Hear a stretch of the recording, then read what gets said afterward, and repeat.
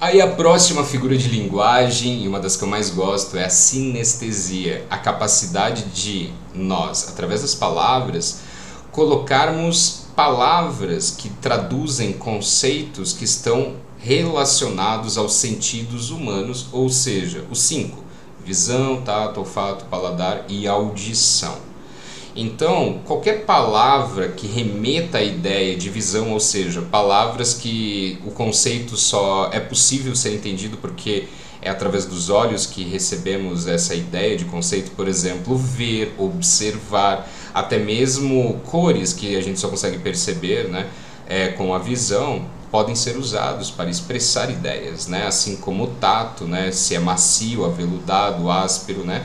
Todas as palavras que têm a ver, que são só possíveis de compreender através dos sentidos humanos, nós podemos usar para expressar ideias muito mais abrangentes e profundas e associar essas ideias com coisas que geralmente nós não associaríamos, tá? Por exemplo, isso ajuda bastante a criar a expressividade da ficção, né? Do fabulismo. Aqui tem uma expressão, é uma sombra verde, macia. Bom, se você pensar pela lógica humana, a sombra raramente é verde, né? Ela tem a tendência de ser preta. Ah, mas quando é que a sombra é verde? Quando a gente está falando de iluminação verde, né? Mas, na ideia geral de sombra, ela é preta, ok? Pensar numa sombra verde, nós estamos falando de cor, então é um conceito da categoria visão. Macia é um conceito da categoria tato, né? Então, o autor está apoiando duas palavras, cada uma de um sentido diferente, para conseguir expressar a ideia, né, adjetivar sombra, tá? Então, quando nós temos mais de um elemento, né, do sentido humano, nós construímos sinestesia. Não pode ser somente um elemento, é uma combinação, tá? Ah, professor, mas por que van você não colocou aí como parte do elemento? Porque van, né, é uma ideia de racionalização, né? É a ideia de vulgar, é a ideia de uma implicação ruim, né? Então, a ideia que nós temos do conceito de van, ela é racional, ela não é dos sentidos humanos. Outro exemplo, vem da sala de linotipos a doce música. Doce é uma palavra de conceito paladar e música é uma palavra de conceito da audição. Juntos eles tentam traduzir a ideia de uma música suave, uma mecânica de música suave, né? Ele diz assim, a doce música mecânica, né? Então é como se fosse uma música de melodia suave, né? Ele quer trazer essa ideia justamente através do uso da sinestesia. Assim como a sombra verde e macia, ele talvez esteja tentando expressar uma ideia de uma sombra de natureza, uma sombra que está intrinsecamente ligado às expectativas de uma natureza selvagem, por exemplo, verde e macio, lembra gramas, gramíneas, né? Planícies, por exemplo, ok? Hipérbole é muito fácil, meus jovens, porque nós estamos falando da figura de linguagem do exagero e, todo mundo usa isso constantemente, corriqueiramente no dia a dia. Igual do exemplo que eu dei em sala de aula para vocês. Imagine que eu chego do nada e falo para vocês, nossa, jovens, demorei 1000 anos para chegar ao trabalho. Não foram 1000 anos, obviamente. Então, dei uma intensificada para tentar, a partir desse exagero, demonstrar algum tipo de linguagem, fala, discurso, né, que vai além do que eu estou dizendo. E muitas vezes é crítico, tá? E muitas vezes também é expressivo, poético. Muitas vezes quer essa intenção exagerada fazer com que o leitor, ou até mesmo, né, a plateia, no caso de moralidade, consigam prestar atenção a um elemento, né, que seja o narrador, ou seja o orador, esteja falando, para que as pessoas o observem com mais cautela, com mais acuidade, né, com mais atenção. Por exemplo, aqui ele diz assim, rios te correrão dos olhos se chorares, né? Então, assim, ele só quer dizer que você vai chorar exageradamente, muito no máximo, né?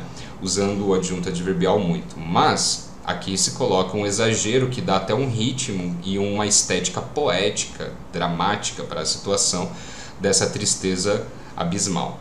Outro exemplo é, já te disse 1 milhão de vezes para irmos embora. Ou seja, quis dizer insistir bastante para irmos. Já falei mais de uma vez, mas 1 milhão é um exagero para dar ênfase, né, no quão de repente apressada a pessoa está, o quão necessitada está de ir embora.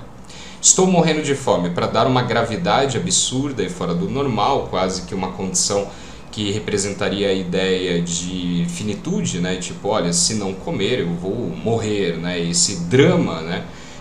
A respeito de uma vida que se esvai se a fome não for saciada, não deixa de ser mera intensificação. Na verdade quer dizer, olha, estou com fome acima do normal, tá? Simples assim. Quando nós estamos falando da outra, né, e para nós aqui última figura de linguagem até agora, né, haverá continuidade essa sequência de aulas, o paradoxo, ele é uma das figuras mais interessantes e bem proveitosas de serem usadas na literatura, tá? Paradoxo, ele está falando de elementos contrários. Por favor, não confunda paradoxo com antítese, tá? Mas ele está falando de elementos contrários que é impossível de acontecer, tá? Daqui a pouco eu vou fazer o paralelo entre paradoxo e antítese para vocês não ficarem com dúvidas.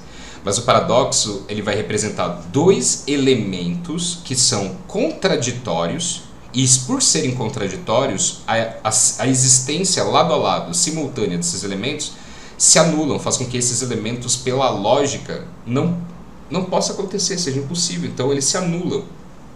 Olha só, temos aqui o soneto, né, versos do soneto de Camões a respeito do amor. Ele diz assim: amor, né, no caso, é ferida que dói e não se sente. Pensa, jovem, se é possível e existe lógica doer, algo doer, mas você não sentir. Doer é uma manifestação de um sentido humano. Então, essas duas correlações, uma do lado da outra, paralela, uma exclui a outra. Não dá para as duas existirem ao mesmo tempo. Ou existe uma ou existe outra.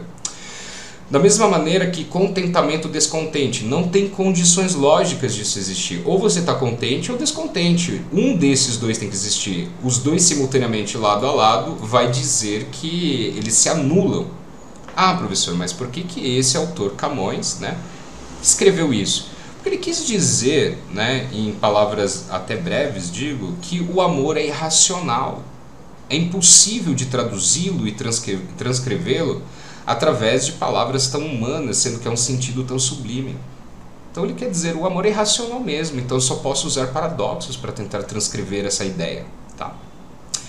Aqui, por exemplo, Vinícius de Moraes fala o seguinte: sendo a sua liberdade, era a sua escravidão. Não tem condições de liberdade coexistir na mesma ideia que escravidão. Simultaneamente, um anula o outro, ou é um ou é outro, tá?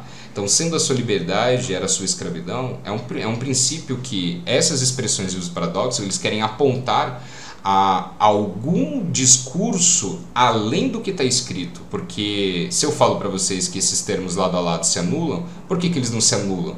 Porque isso daqui é como se fosse um convite, uma porta que se abre para vocês tentarem relacionar os dois a um discurso mais profundo. Por exemplo, sendo a sua liberdade, era a sua escravidão. Podemos dizer o seguinte, né? O convite à reflexão é: a liberdade de alguém pode escravizá-lo no sentido poético e filosófico pelo seguinte fato. Vamos supor, eu quero sair da casa dos meus pais, eu não quero mais viver com os meus pais. Você chama isso de liberdade.